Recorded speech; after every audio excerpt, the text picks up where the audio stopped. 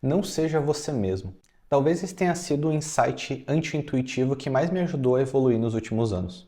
E nesse vídeo eu vou te mostrar como é que esse insight me ajudou e quais são as técnicas que eu usei que você também pode usar para aprender a superar suas limitações. Olá, se você não me conhece, meu nome é Rodrigo Bá, eu sou empresário e fundador do movimento Organização Direcionada. Meu grande objetivo de vida é conseguir viver uma vida que seja digna de ser contada, e aqui nesse canal eu compartilho a jornada com vocês. Eu não sou um expert de desenvolvimento pessoal, eu sou um entusiasta do conhecimento, e nesse processo eu tive diversos insights e aprendizados de pessoas muito mais competentes do que eu, e aqui eu consigo compilar e compartilhar um pouco desse conhecimento com vocês. Então já se inscreve no canal, ativa as notificações e curte esse vídeo que eu tenho certeza que vai te ajudar. Eu era uma criança muito tímida. A memória mais antiga que eu tenho a respeito é de quando eu tinha uns 4 anos. Era aniversário do meu melhor amigo e eu fui convidado para ir na casa dele. Eu lembro de achar que a gente ia passar o dia inteiro brincando e quando eu cheguei lá, a mãe dele recebeu a gente na porta e falou que ele estava esperando no fundo da casa dele, no quintal que tinha lá. Eu lembro que quando eu cheguei, eu travei quando eu vi a cena. Ele não tinha só me convidado, os pais dele tinham decidido fazer uma festa e convidaram a sala inteira. É muito interessante para mim contar essa história porque eu lembro exatamente da cena, quase como se fosse uma fotografia do lugar.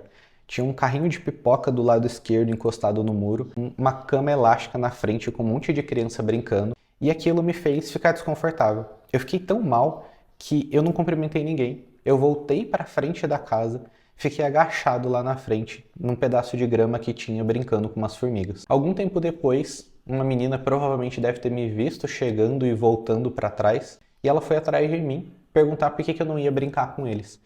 E eu tava com tanta vergonha que eu não tive coragem de olhar no rosto dela para responder. Esse tipo de cena, mais ou menos marcante, se repetiu durante toda a minha infância e adolescência. Eu não comia na escola porque eu tinha vergonha de conversar com a moça da cantina. Eu não tinha coragem de ligar nos lugares para pedir comida.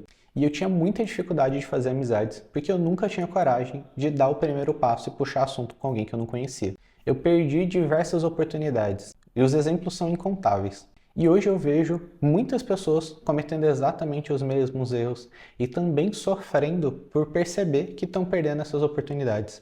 Às vezes é o medo de se aproximar de uma menina que você tem interesse, que poderia ser o seu cônjuge, poderia ser o amor da sua vida, mas você não tem coragem de iniciar aquela história, perdendo oportunidade de emprego, perdendo oportunidade, às vezes, de fazer uma viagem que surgiu de última hora. Tudo porque existe um medo do desconhecido que muitas vezes se reflete através da timidez.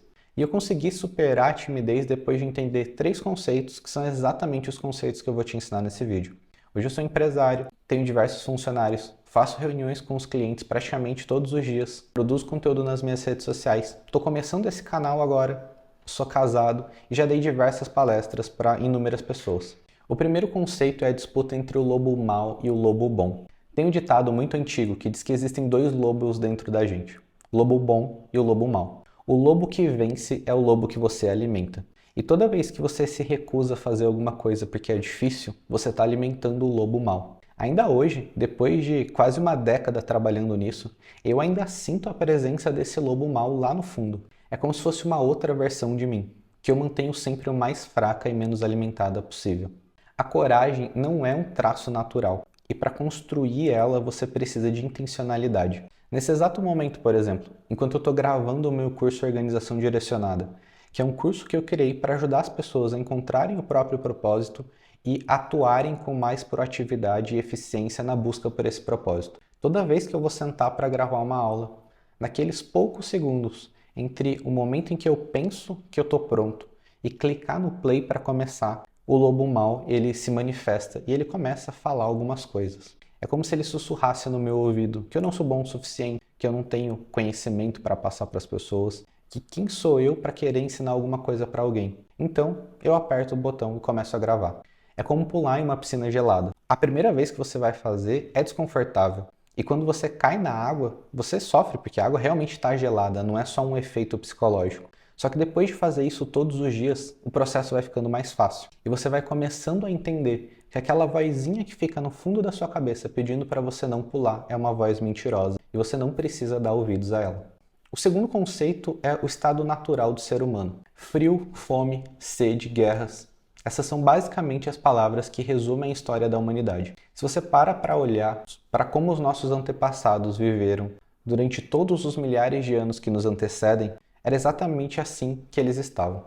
Esse é o nosso estado natural, sentados em volta de uma fogueira, pensando sobre como é que vai ser o dia de amanhã. Será que a gente vai conseguir comida para alimentar todo mundo? Será que a gente precisa mudar de ambiente porque às vezes está vindo uma frente fria que vai acabar com o alimento onde a gente está? O que a gente vai fazer para lidar com os doentes se não existem remédios? Foi exatamente daí que a gente saiu. E a gente não precisa ir muito longe para perceber isso. Segundo a Unicef, por exemplo, em 1950, o número de crianças mortas antes do primeiro ano de vida era de 16 milhões por ano. E em 2016, esse número já tinha caído para 4 milhões. A gente também pode olhar para os gráficos de pobreza extrema. Desde 1800, o número de pessoas vivendo em extrema pobreza caiu praticamente 100%. Se a gente pode estar aqui, nesse momento, gravando e vendo esse vídeo, numa casa confortável, com eletricidade, internet, com o governo e as empresas privadas trabalhando para fornecer toda a infraestrutura básica que a gente precisa, não é porque a abundância é o nosso estado natural. Muito pelo contrário, existe uma rede incompreensível de pessoas que muitas delas acabaram até dando a própria vida para construir tudo que a gente tem hoje. E é por isso que ser você mesmo é um conselho muito ruim, porque foi justamente quando a gente decidiu se afastar do nosso estado natural, de caos e ignorância, que a gente começou a construir tudo que a gente valoriza hoje. E o último conceito é o conceito de personalidade. Quando a gente fala de personalidade, o Big Five é o teste mais amplamente validado cientificamente que existe. Esse teste é composto de 5 traços característicos que estão presentes em todas as pessoas em maior ou menor grau. Os traços de personalidade são, de maneira bem resumida, extroversão, que é o traço responsável por emoções positivas, ou seja, quanto mais extrovertida é uma pessoa, mais emoções positivas essa pessoa tem. Neuroticismo, que é o oposto, é o traço de personalidade responsável pelas emoções negativas, ou seja, quanto mais neurótica é uma pessoa, mais emoções negativas ela tem. Abertura à experiência, como o próprio nome diz, é o traço responsável por fazer com que algumas pessoas tenham mais facilidade para experimentar algumas coisas do que outras. Agradabilidade, que é o traço de personalidade responsável basicamente por fazer você se preocupar com a opinião dos outros e com as estruturas hierárquicas. E conscienciosidade, que é o traço responsável pela organização e diligência. A grande questão com a personalidade é que ela é genética, não no sentido de ser herdada, mas no sentido de que ela é física, ela está na nossa biologia. A gente nasce com alguma característica de personalidade e que mesmo que a gente possa trabalhar essa personalidade ao longo da vida, a gente vai ter mais dificuldade de se afastar daquilo que é a tendência natural. E todos os traços de personalidade eles seguem uma distribuição normal. Então você tem a distribuição normal e você vai cair em algum nível dessa distribuição. E esse ponto onde você nasce é o ponto onde, se você não fizer esforço para se afastar dele, é para onde você vai voltar e onde você vai viver a maior parte da sua vida. Todos os traços de personalidade, eles têm prós e contras quando aplicados à sociedade. Então, quando a gente fala de timidez, muito provavelmente a gente está associando um traço comportamental a um traço de personalidade. Esse traço de personalidade provavelmente vai ser refletido em uma pessoa com alto índice de neuroticismo e com uma baixa abertura à experiência. Ou seja, é exatamente o tipo de pessoa que, na ocasião de contato com outras pessoas e convívio social, ela vê uma emoção negativa. E como isso é um traço de personalidade, se você não se esforçar para se afastar disso, você vai continuar com isso para o resto da vida. E alguns traços de personalidade, às vezes, eles podem parecer muito melhores do que outros. Mas todo traço ele tem os seus prós e os contras, como eu já disse. Então pega, por exemplo, uma pessoa que tem um alto índice de extroversão, que é uma pessoa que tem muitas emoções positivas. Essa pessoa, muito provavelmente, ela vai ser mais expansiva, ela vai ser mais comunicativa e ela também vai, por essência, ser uma pessoa que assume mais riscos. Ela vai ter a tendência natural de achar que tudo vai dar certo. É o típico otimista. Isso parece muito bom, mas quando a gente olha para a estatística, é exatamente esse tipo de pessoa que faz um empréstimo para abrir uma empresa e quebra, é o tipo de pessoa que se envolve em acidentes, que morre praticando esportes radicais. Então todo traço de personalidade ele tem os seus prós e contras e é por isso que a gente precisa trabalhar neles. A melhor opção é que você consiga entender onde é que você está dentro desse espectro de distribuição normal e que você expanda a sua personalidade para que você consiga transitar entre todas as áreas dela. Então, por exemplo, se você precisa ser empático e cuidar de uma pessoa, você consegue. Se em outro momento você precisa ser firme e manter sua posição, você consegue também. Se você precisa assumir riscos para fazer alguma coisa diferente, você consegue, mas você também consegue, quando alguma coisa acontece, ser mais cauteloso, ter um pensamento mais analítico para pesar os prós e os contras de uma decisão. Só que para ter essa personalidade expandida, para que você consiga transitar, você precisa se esforçar e formar sua personalidade. Então, se a gente olha tanto por um aspecto social do desenvolvimento da nossa civilização, quanto para o aspecto pessoal, onde a gente está olhando para a formação da nossa personalidade, nos dois casos, se afastar do nosso estado natural é a chave para o crescimento.